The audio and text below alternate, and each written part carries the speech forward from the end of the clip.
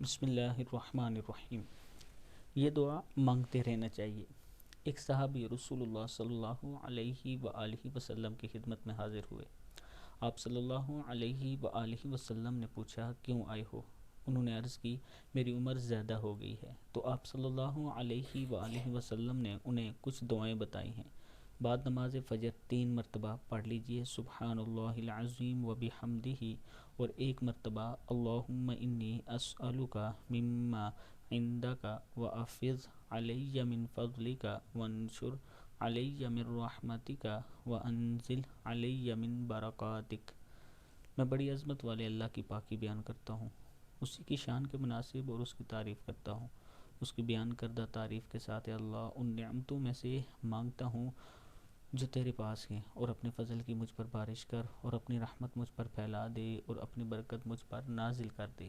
صدق اللہ العظیم۔